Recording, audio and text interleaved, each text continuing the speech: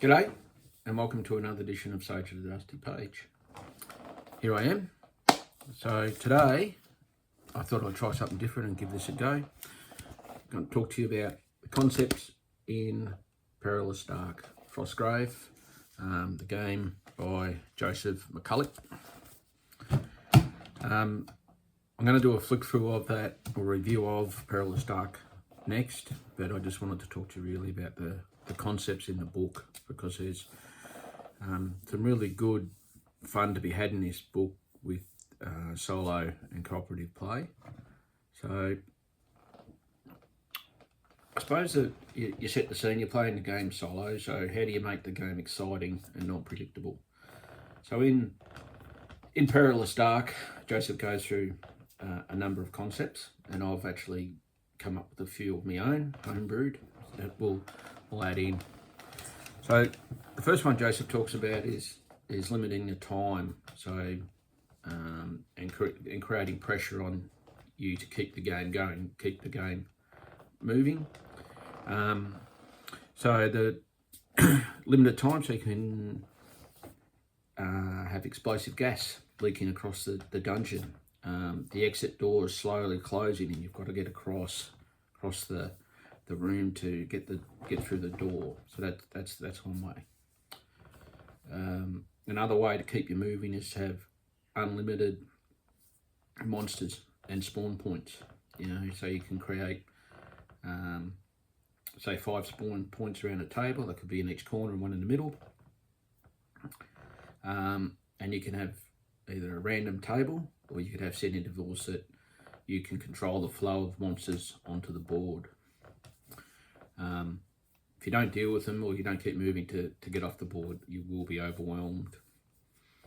The third one is having a number of creatures on the board. I start with 3. Can make the game a bit difficult if you get a particular tough monster like a wraith or something like that. But it really does add a dimension, and particularly if you've got spawn points and things like that. Having the creatures have some specific actions. So a good example of this is, instead of having all the creatures go straight at the players or the warband, some of them might go to the treasure tokens and guard them. Or if you draw an archer type creature, they might go to the high ground and shoot you from a distance. I think creature actions, there's opportunity to improve the game outside the scope of the book. I don't think everything wants to die, and I think that intelligent creatures will do such things as move to cover, try to move to cover, so they're not out in the open to be shot by an archer, or they won't willingly attack a group of 3 of your warband because they could be at a disadvantage. They're not dumb. And developed, this is one of my homebrews, I developed a morale system. So I put a standard, simple, all creatures have 18 morale. Once wounded, 15. If they're wounded twice or go under 5 health, the morale's 10, and they have to roll that. If not, they will retreat or be driven off. So creatures don't get any bonuses, but intelligence creatures, I've got, if they're leaders on the board still, they get a +2 bonus, or if they're within a group of their warband, there's 2 or 3 of them still on the board, they get a +1 bonus for that. I've just a simple weather table, and I've applied things against the weather. So if it's foggy, I reduce the line of sight, same as with a blizzard. And a blizzard, because it's windy, you have a penalty on physical missile weapon attacks. I don't sort of apply that to magical shooting attacks. and I roll that. So at the start of the game, hang on a minute, we're going into a blizzard. Geez, we can only see 12 inches. All archery attacks will be -2, and we go. Others is anytime we roll a 1, we trigger a trap. And I do this, it can affect either side, so the side that rolls a 1 is the one that will be affected, and I just start with a number of figures on the board, right to left, and apply a number to them and roll, and that's a creature or warband member that's affected. So it doesn't protect your wizard in any way, it's just up to the dice gods to figure it out. Okay, so another way is to have every movement. You roll a die and say you pick a figure depending on how dense you want the trap. So you might say 15 or 18.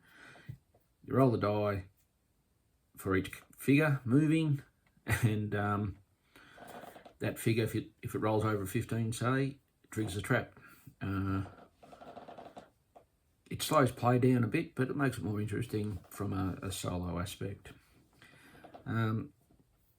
Hazardous terrain, making terrain dangerous. For example, you need to climb a crumbling tower to get to a treasure token.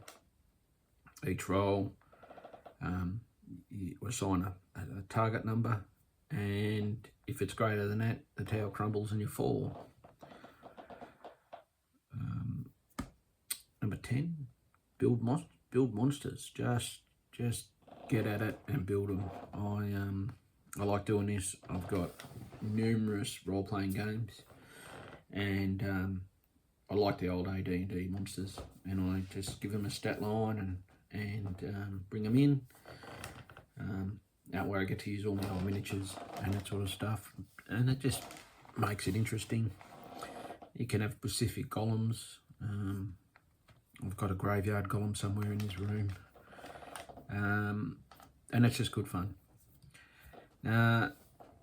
He talks about dungeon crawls, and he talks about it in 2 forms. So you have room cards and dungeon cards. So you create a deck and a table for each of these methods.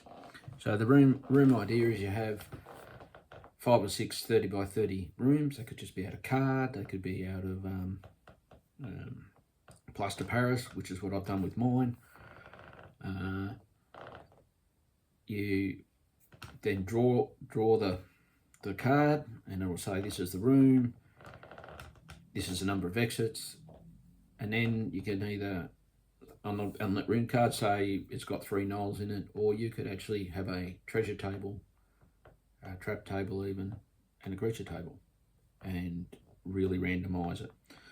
When I play using the room card method, I only actually use 2 tiles at a time, and that is just to the fog of war, what you can see. So the room you're in and the room you're going into, or the passage.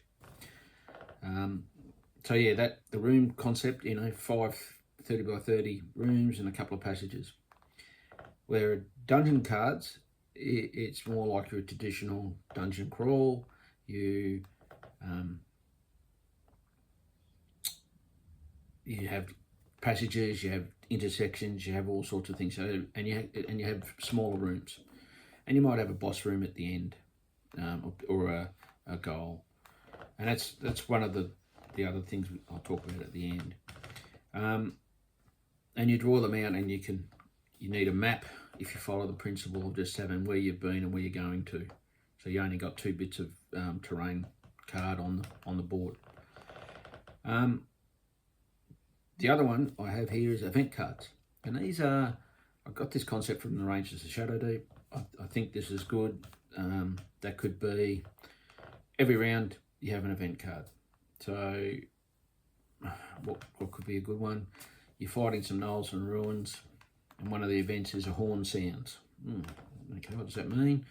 It means that a Baroque and 2 gnolls are going to appear in 2 rounds' time. Or you could have a dragon flies over, or you could have a building suddenly crumbles down. And you just anticipate that, you know, if you had 10 or 12 of these event cards and you shuffle them and they're randomised, well, again, you just add another AI into your solo games. Now, probably the other thing Joseph talks about is what's the purpose of your game when you're playing solo? Is it straight out treasure gathering, or are you're going for an objective, like you are seeking a boss golem or a troublesome creature, or you seeking a specific tomb, that sort of thing? Or are you seeking clues to a puzzle, to a mystery that you've got going in your game? So that's there's a lot of good thought in the book. So I would be having a good read and having a bit of a think about what are you actually developing your campaign for your solo wizard. So what the book doesn't do, though, it doesn't give you ideal rules for fighting another wizard and warband, because it's very hard to play objectively when you're going to look at the other wizard and you're going to go, well, I'm going to cast Elemental Ball or Elemental Blast or Scatter Shot. You could probably have a table and randomise a bit, but I think the Mortal Enemies concepts have probably got a better idea, or it's a bit more randomised, but I'll be covering that at a later date. So those concepts there, the 13 that I talked about, that's what I do to make my solo games exciting.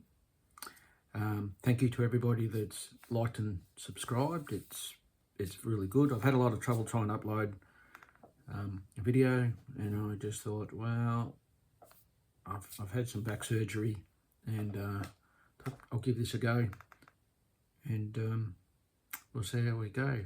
Anyway, again, like and subscribe, and have a great day. Cheers.